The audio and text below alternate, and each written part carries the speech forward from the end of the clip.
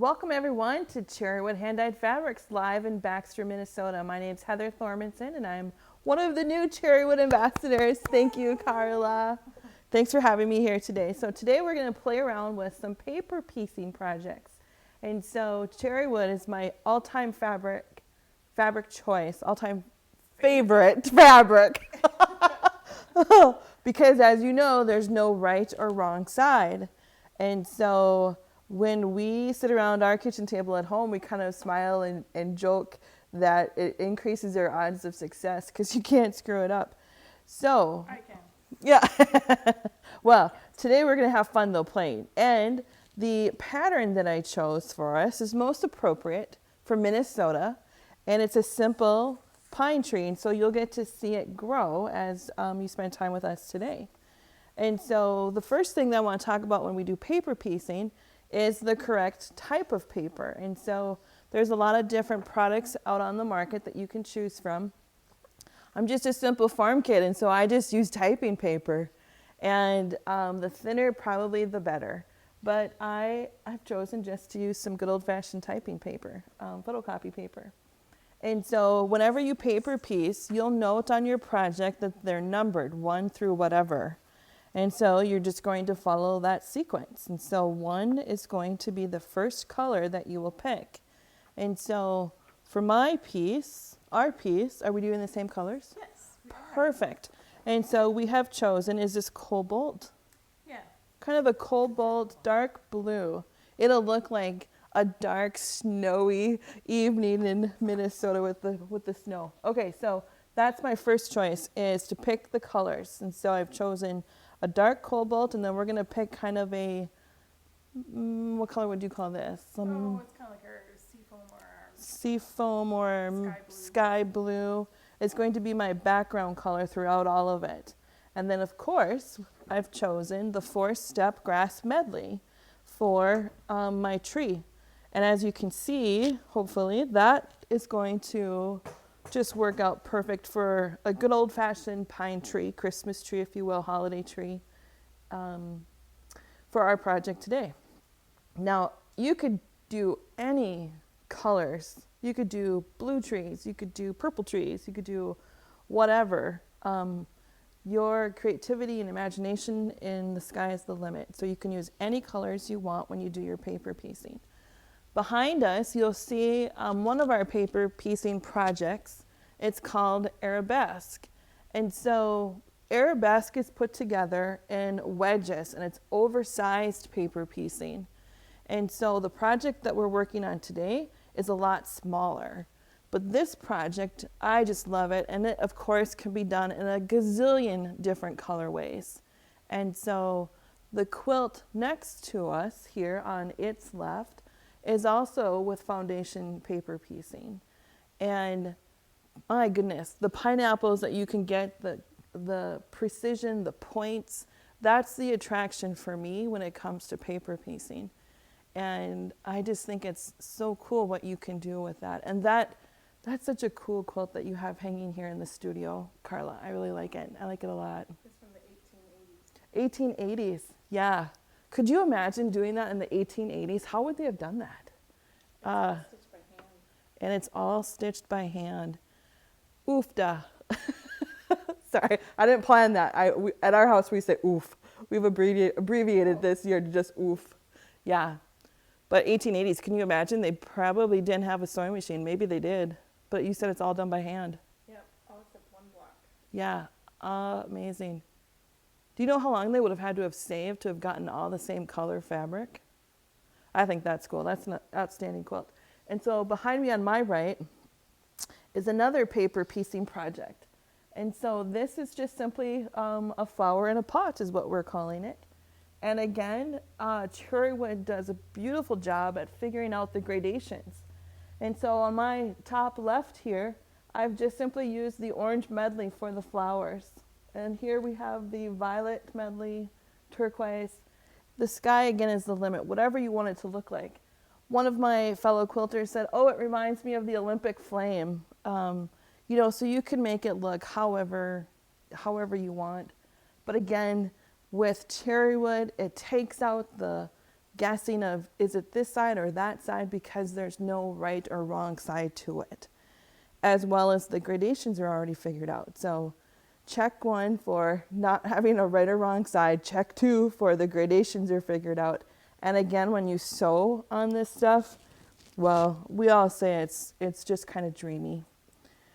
Okay, so I think that covers some of my tips for your color choice, your pattern choice, that they can be big or really, really small, of course. The other thing, when you're paper piecing, you're gonna want to decrease your stitch length. And so I have my machine set at 1.0.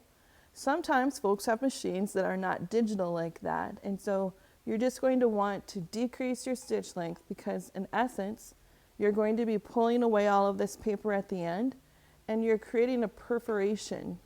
So the tighter your stitches, the more holes that you have, the easier it will be to pull away the material, or to pull away the the paper, I should say.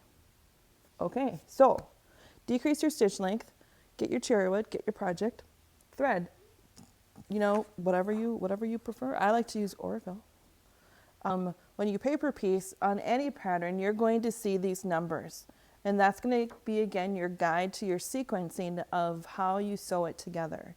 Remember to decrease your stitch length so that the perforations are more, so that the paper will rip away easier.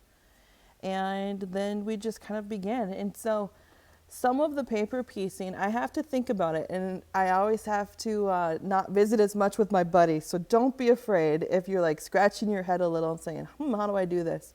But the good news is that it will work out. And when you get done, you're going to have amazing, amazing points and designs that you can't do just with traditional quilt block sewing. So then it kind of opens up a whole new world for you. Okay, so here's my image. I'm going to place my fabric. This is my first fabric, covering number 1. And the way that I do that is you could hold it up to a window. In the studio here, we have amazing lighting, so that helps out a lot for my eyes that are changing. And we're going to be looking at our sequencing, 1, 2, 3. So we're going to start with our first color and our second color. And so I've chosen my tree trunk here to be a dark blue, kind of like a cobalt blue, if you will. And then I've chosen my background colors, which will be numbers 2, 3, 8, 9, 10, to be this kind of wintry blue mix. And so we're simply going to flip it over. I know this is uncharted territory here, and you're just going to be covering up what you see on this side. Well, the lighting in the studio is really good, but again, if you're at home, you could use a window, an OT light, perhaps any LED lights that you have, so that you can just basically see through the paper. Could you just simply draw the lines on the back too?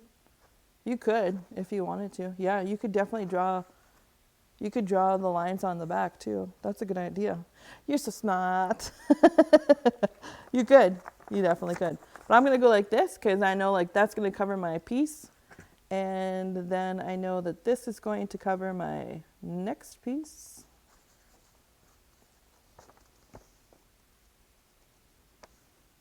And do you use pins? Question is, do I use pins? And so I don't really use a lot of pins. I know everyone's going to freak out, but I typically don't. Now, is it smart to use pins? Perhaps. Yeah, that might be easier. But my kind of sewing, I'm not a perfectionist, and I just kind of let her buck. And so I don't really use a lot of pins, no. But I'm going to be covering it all up. I keep bringing this paper up to the light. I'm going to be covering up all of number 1 and 2 basically here. All right. Then I'm going to flip it over and I'm going to sew.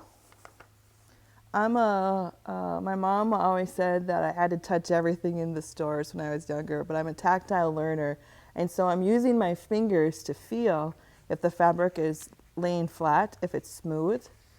And so perhaps that's now to my advantage, right, Mom? But when you're doing paper piecing, if you can sew in a line, you too can paper piece. And so if you can see, I'm just simply placing my needle right at the intersection. So if you see on this one, I've kind of ripped the paper so it might be easier to get that vantage point.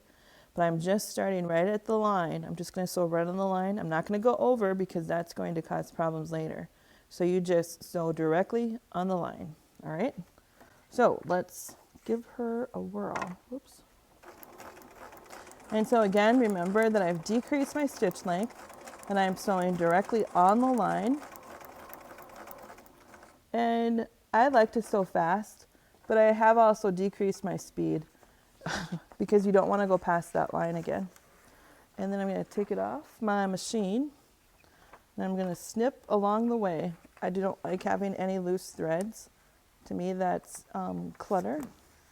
So I'm going to get rid of all of that stuff just to simplify how I sew in my brain. Sometimes folks don't mind if that's on, and if it works for you, go for it. All right, so now you can see I've simply sewn a short little line. Next, I am going to press it open. We're on the right track. And so we've got, oh, I should also add, you can use a regular ruler. And what I have here is simply, it's a add a quarter ruler. And they also create add a eighth, which is always hard for me to say. And then they come in different sizes. And so I have the long one today, but what's unique with it is it has a ridge. And so that will fit right into your seams. And so that will take the guessing out of it. And so that will always give you exactly 1/4 of an inch. And you can find those at your local quilt shop as well. And let's see. Okay, so we've got, again, this is our image. And if you can see, we have started with our tree trunk. And so the next thing that we're going to do is simply, we're going to fold this line. And so I gotta do it this way, otherwise it won't make sense in my brain. And so the add a quarter ruler, I like it because it's flat on one side or it has the ridge. And so then I use the flat side and I'm going to crease the paper and just simply, to be perfectly honest, I just kind of use my fingernail to get under there and then just like that. Then I'm going to use the ridge because I need 1/4 of an inch. And you're just going to whack it off. And so that's going to give me then my seam allowance. Then I'm going to add my next color. So that ridge on the ruler snugs up on the paper. Yep. Yep. And so you won't get that. It won't go any further. And so it'll always give you 1/4 of an inch. Now, sometimes when you're paper piecing and perhaps you haven't, for some reason, allowed enough fabric, you know, as long as you have enough fabric in your brain that will say that seam will hold. I don't sweat it, but if you don't have enough fabric here, then you'll need to go back and recut that section. Could pull out? Yep, because otherwise the seam will lose its integrity and it'll pull out and you'll have a hole and there won't be any way to fix it because there won't be anything there to stitch to. And so sometimes patterns will provide templates. And so, for example, the quilt behind us that is in Galaxy and Lime Green, this pattern gives you templates. And this again is arabesque. And so I've kept all of my templates, but I want to show you what they look like. And so, for example, here's one of the pieces. Here's one of the pieces. And so if I was doing this pattern with this color, then I can say, okay, how many does the pattern require? In this case, let's just say 8 for easy math. And then I would make sure that I can maximize my fabric so I don't have a lot of waste. And so I kind of play with it before I cut any of it out so that I can again capture as much of the fabric as possible. And so these templates are going to, again, this is what you would be sewing on when you get to that point. But we've drawn a dotted line kind of around it that's 1/4 of an inch, which would allow for your seam allowance, and then a little bit more so that you, again, have the right size of fabric or the right chunk of fabric when you're paper piecing. And so once you have your template that's required for the arabesque project, then you would again, you know, it reminds me of Donald Duck in Math Magic Land when he's trying to figure out the geometry of a pool table. But you just kind of keep, as you can see, manipulating. Now, the awesome thing about Cherrywood, check this out. You know, I can turn this upside down and it's still going to be just fine because, again, Cherrywood has no right or wrong side. If this was a print, folks, you wouldn't be able to do that. And so, again, you'll get to maximize almost every little thread in this project. And so that's a huge cost savings because then you don't have all of this waste.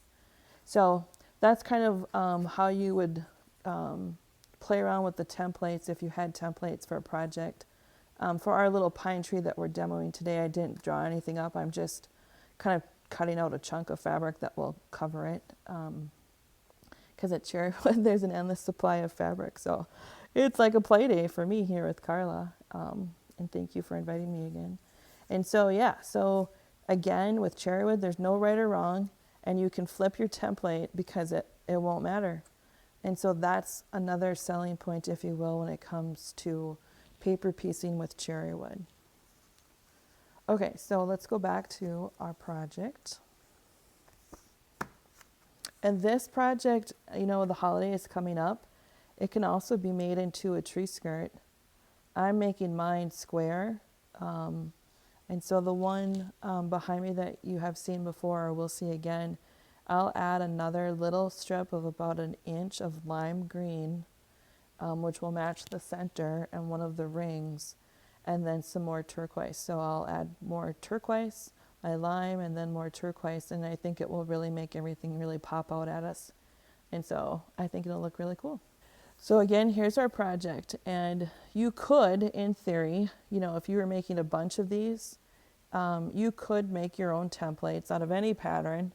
You can go on the internet and find, you know, free templates, if you will. Sometimes you could even draw your own. It's just geometry. Anything that you want to get fine points, that's the advantage of paper piecing, in my opinion. And so you just have to make sure that your section that you cut out is going to cover, you know, wherever you're putting that color. And so I would cut out like this much to cover this point, if that makes sense.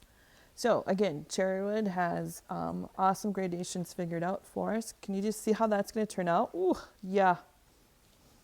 And in fact, I'm going to go like this. I'm going to start with the light at the bottom and work up to the dark. I think that'll look super cool. Okay, so step number 3. All right, on the back of this, well, first of all, we have to fold the paper. All right. And then I have cut with my add a quarter ruler.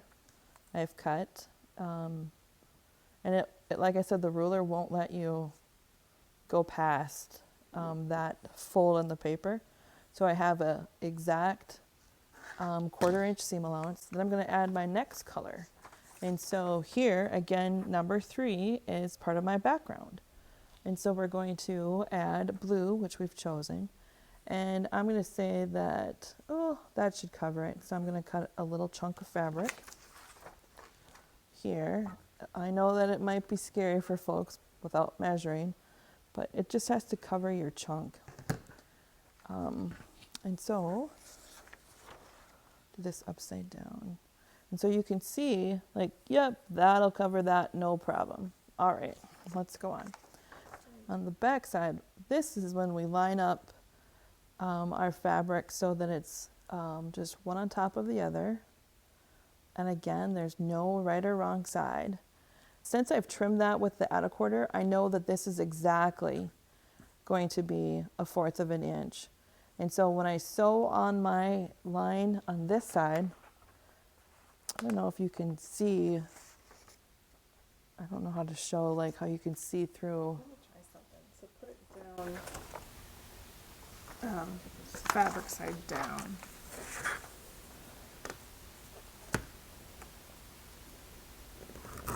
Oops. And now flip it over. And now you can see where you're.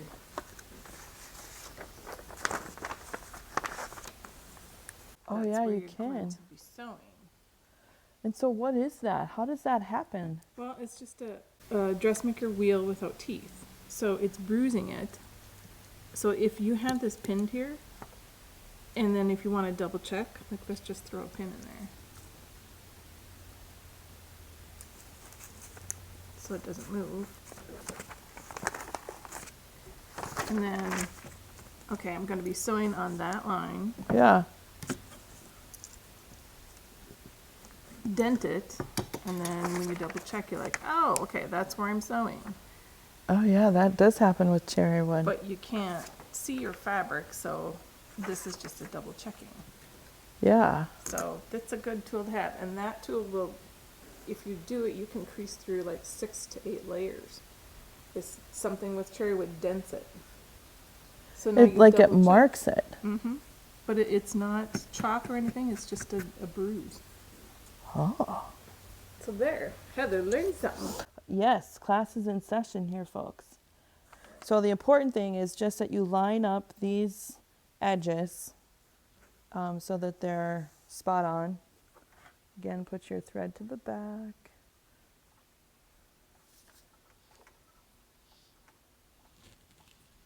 Flip it over. And again, like you'll be able to feel the fabric if it's flat. And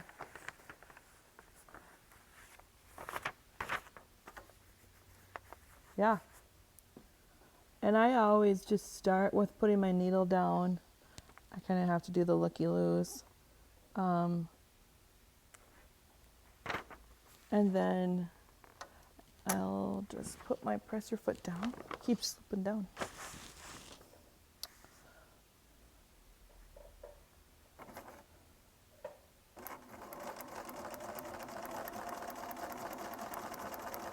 But that would come in a lot of handy for a whole bunch of projects. Being able to see that marking.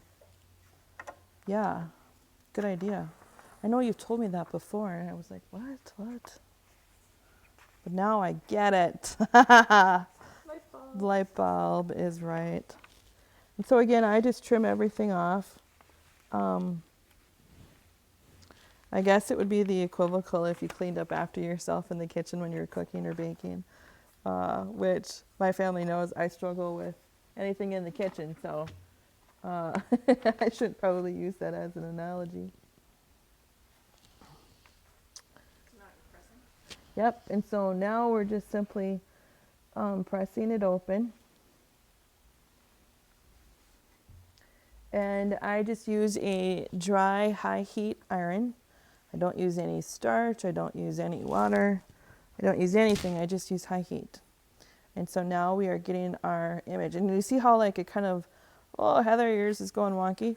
You have to remember that we're going to be cutting it off down here and up here. And so the next one then, I think that we are in the same spot. Yes, and so, oopsie.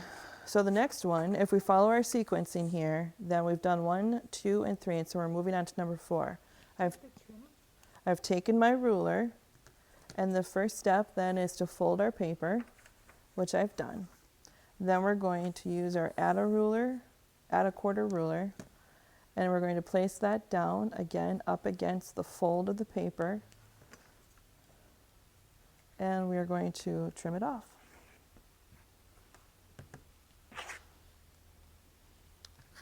and then we're going to start with our next color.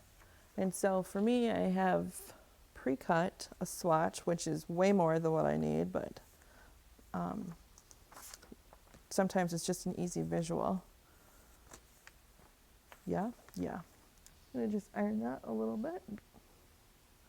I like my Cherrywood fabric because it irons out super crisp, flat. Never have a problem with it. Look at that, love it.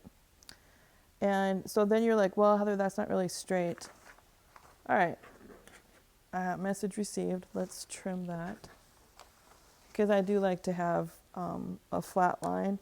And it would still work if you didn't have that, but I'm gonna go with, let's have a straight edge. Because it just kind of makes more sense in my brain. And again, it's kind of whatever makes sense for you. And so I have my straight edge here that I have just trimmed, and I'm going to be placing my next color. Ooh, look at those. You can already start to see it, can't you? Oh, so much fun. And they're just going to be edge to edge. I'm going to flip this over, and I'm going to sew the next number. And so again, my fiddly little fingers are paying off to my advantage here, Mom, because I'm feeling as I'm putting this under. And using my new bifocals, thank you very much. Thank you very much. And I'm just gonna put it under the machine.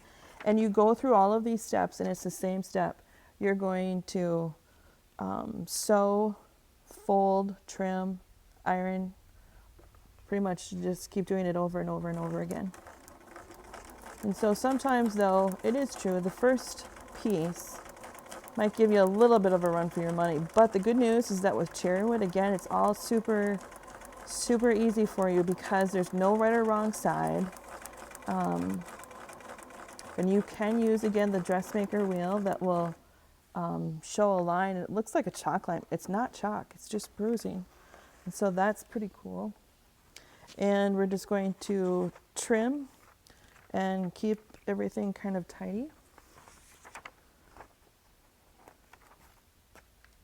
Oops, here we go. And so you sew, and then we are going to press it open, we're going to fold the line, we're going to trim, and you just keep repeating those steps over and over and over until you get to the very end. Once you get to the very end, then if you were to add any sashing or another block, if you will, that's what this is right here. This distance here is 1/4 of an inch. And so then you would, in theory, take your blocks once you had them cut out and then sew on that line. And then it would open up for you and you'd have your next block. Does that make sense? Yeah, you can also finger press with Cherrywood. Absolutely. And it's not rocket science. It's just simply you use your finger and voila. I mean, that you could do that with this project all day long, without a doubt. Because it's Cherrywood. Because it's Cherrywood. I love Cherrywood. Look at all of these fun things that you could kind of almost sneak around the rules and just have a lot of artistic freedom when you're doing this stuff. And so, yeah, you could just finger press. You don't always have to use a hot, dry iron. I guess that's just kind of how I know how to do it. But in hindsight here, you wouldn't need to invest in that if you were just starting out. And again, paper piecing, if you can sew on the line, you too can paper piece. And how fun would this be? You could do these in such a gazillion different colorways. You could have red trees. You could have, you know what I mean? Create kind of like a magical fairyland, woodland creatures, all that fun stuff you could add in. Pink and purple, yeah. And then, you know what would be even more fun is once you have all of your paper piecing of your trees done, and you had your kind of village forming however you wanted it, if it's a table runner, a wall hanging, what have you, you could applique, you know, like a bird or snowflakes or whatever. You could even, you know what you could do with this? You could even do some sashiko thread art, and that would look really cool. You should call the Shiba guys. They know all about the thread art stuff. But wouldn't that be kind of neat? I think that would be cool, especially if you're using these blues. You could use the white thread and make it look kind of more like a magical snowflake, magical wonderland. I think that'd be really fun. Okay, so here's another tip. When you do these smaller paper piecing projects like this, guess what works perfect for it, Carla? Something that you've created for us. One of these grab bags. Look at, you can get all of these different colors that would easily cover my little pieces here. And so a grab bag, perfect, perfect, perfect. And you could have colors unlimited. And you know, I always kind of chuckle, like we try so hard to do a really good job in most things that we do, right? Yeah. You know, but it's okay for your projects to not be mainstream colors. Like have fun with the colors and like just mix and match anything that brings joy to your life, in my opinion. So a grab bag would be perfect for paper piecing because they're going to be just little chunks of it. Bless you. There's 2 more coming. Yeah. Okay, keep going. Bless you, my child. But, you know, for those like myself sometimes, I'm like, you know, I picked this pattern because it had 4 steps. And I know that Cherrywood has 4-step gradations that are already figured out for me and super easy. And so I am going to just use Carla's hard work and just use that gradation in my project. But you could do a whole bunch of different colors together. You could do, like you said, pinks, purples, blues. And hey, by the way, I'm just going to say this out loud, but your Misty Fuse tutorial is super smart and super, super easy. Thank you. Yeah, so bravo on that. If you folks haven't seen it, take 20 seconds and check that out. Where do they find that? Is that on your Facebook page, on your website? It is on my YouTube channel. Oh, you have a YouTube channel. Woo! Look out, world! Here comes Cherrywood on YouTube. Cherrywood live channel on YouTube. Well, the Misty Fuse is, whoopsie, got caught. The Misty Fuse tutorial is one that is hands down stellar. So bravo. I almost did this Oh, why are you doing that? because I'm not listening.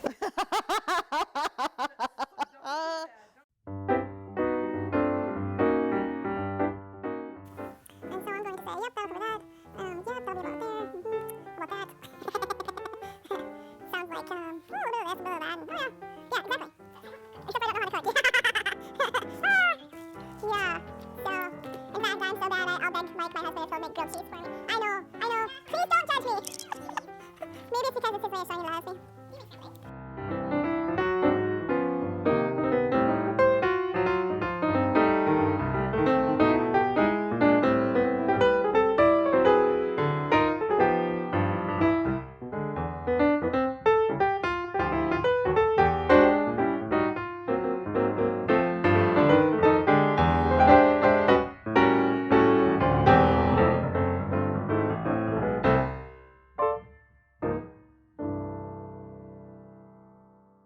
When I was out in Hampton, we had this quilt on display in the booth. And I mean, people would just stop yards and yards away and just like admire how you can get this wolf's eyes to just kind of be piercing through your body. But it was just a beautiful, beautiful quilt on display. And so I've often thought like the Wolf Center in Ely should have this. And what's the size on that end? It's Yeah, big. it is big. And so this shows that it's 60 by 65 inches. And you would never be able to get that complex piecing done. Without paper piecing. Yeah. Yeah. You had to have it laid flat. Exactly. And for Cherrywood to figure out all of the colors for you. Right. I can't imagine trying to figure out the colors Right. on So your the kit own. comes with all those Yeah. shades of brown. Right, and so the background kit comes with cobalt, but that's interchangeable. And so if you prefer a different color, then you would just simply call the Cherrywood office here or drop them a line via email if you wanted to as well and say, hey, I would like the kit, but I would like to change out the background color for something different. And then the arabesque, which is behind us here, also is 20% off. And so The kit includes an 8-step half-yard bundle and then 2 yards of additional background fabric. And so the picture on the website is made with peacock blue and tequila sunrise. And then the one that is behind Carla here is done in galaxy with lime green as an accent in the center in one of the inner circles. And then it'll have turquoise as a finished border with a little strip of lime green as well.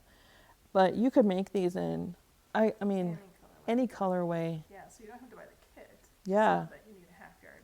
Yeah, and so again, you would not have to buy the kit. You would just have to know the fabric that you want. And so it's just an 8-step half yard and then 2 yards of whatever color that would complement your 8-step. Here's what not to do. Ah, what you say? How did that happen? I tried Oops. to go too fast. Oops. And I didn't feel with my fingers that Fingers. it was flat. Flat. Yep, so you just gotta take a couple stitches and unsew there. So my piece flipped over. And Yep. But this is not a crisis. I was trying to catch up. This. Oh, Carla, if you only knew I'm trying to catch up to you.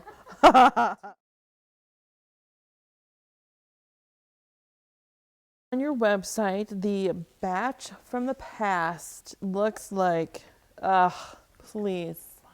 Yeah, fun. Colors that you had from years ago are coming back only for a short visit. Yeah. One batch. Starting January. There's only 60 spots available. Yep. Go right to the website on the homepage and find batch from the past And for a year. $70 and you get red, 2 yards of fabric. well, 8 fat quarters.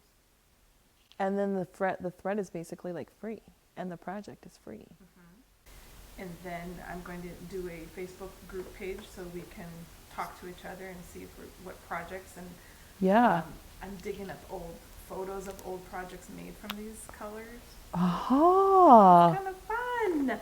It's like a little secret club. Batch from the past, vintage club, live with Cherrywood fabrics. So sign up now. What you want for Christmas? Hello, I would like the following. It's called A Batch from the Past. Here's the website. Get your credit card ready because it will just all be super easy. Okay, here's another thought. So sometimes if you find that your add a quarter ruler is seesawing, again, it's because your fold is not straight. So one tip for that would be to go back and say, okay, is my paper folded exactly on my line? And if it isn't, Hakuna Matata, just simply go back and refold it on the line. And that will work out. But that was one thing I forgot to mention while we were doing this. But yeah, because otherwise, you get kind of seesaw stuff going on and that's not good. All right, 2 finished little adorable Christmas trees, holiday trees, pine trees. And I'm just going to show you that if this was my project, I would probably finish it out with adding perhaps sashing, as you can see here, or perhaps, as Carla suggested, to make wedges out of it and have some fun with that and make it round, like a candle mat or a table topper or what have you. But I'm just going to go with the premise that, let's say that this is my finished block. And so to remove the paper, you just simply do that. You would just rip it off. And so because you have decreased your stitch length, it kind of pulls apart like a check blank. And so one tip that I have when it comes to taking off the paper is to, have a tweezers. And so the tweezers is going to give you the advantage of getting out kind of like the fine level of paper. Let's see if I will have some of that to show you. So far it's coming out really super easy. But here's a for example. So down here you can see that there's still paper stuck in my seam. You use your tweezers, it comes right out. It's kind of a non-issue. But you just pull the paper off just like you would when you rip out a check. Although I know checks probably are becoming more of a thing of the past. But that's simply what you do, is you just rip it out. And then like I said before, if you want, you can get all of those little itty bitty pieces of paper out of your seam. But again, because you've decreased your stitch length, they're gonna just kind of come out. Thanks for having me. It's always a fun adventure with you, Carla. And I don't paper piece a lot, so it's really nice to get the confidence back and have you walk me through it again and realize that getting started is the hardest part, that first piece. That first piece is usually the hardest, but just like with every 6-inch rain, it's just the first drop until it all accumulates and then you have something awesome. I just wanted to show you a little bit more detail about this quilt that we touched base on.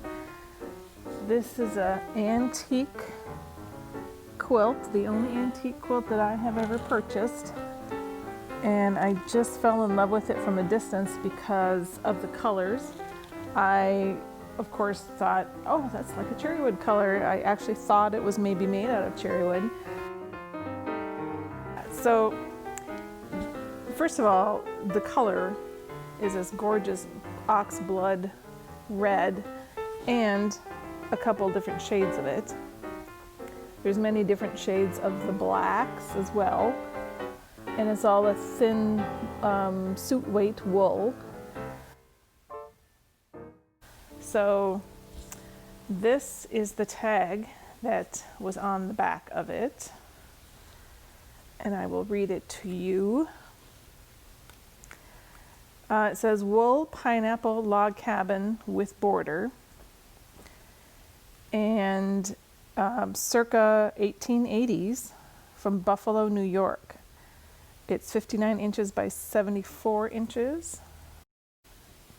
So the border, it's almost like a polyester fabric, and it has shredded. And it's hand stitched on, and there's all these layers. There's 4 layers of it. The first layer of brown has disappeared almost, and that was the edging. And then the backing, you could tell, was that same fabric, but by the time I had purchased this quilt, it had all shredded like this, and it had gotten so bad that they had to cut off the backing. So here's a nice close-up of that. Everything from a really, really dark to a olivey black. And there's a few little stains, but this is all the pineapple block. And the super fascinating part of this is, since the backing is cut off and there is no batting left, we can see how the pineapple blocks were put together. And each block was hand sewn on a foundation of fabric, and each fabric is different, probably from old dresses.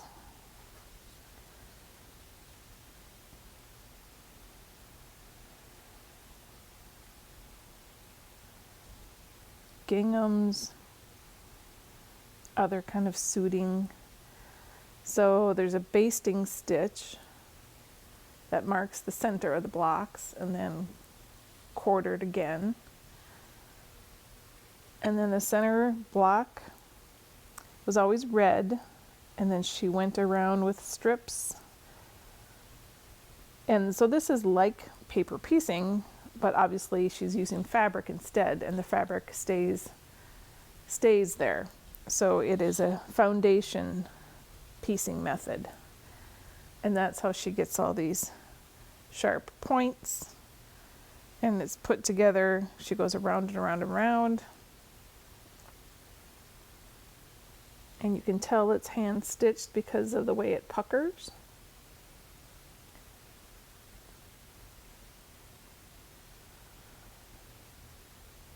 Again, this is from 1880. There was no name of the maker on it. I did sew a sleeve onto it so that I can hang it up on the wall here at Cherrywood. And I have it hanging in the hallway so no direct sunlight can reach it. But I love how she ran out of one black. Well, she grabbed the next best thing until everything was used up.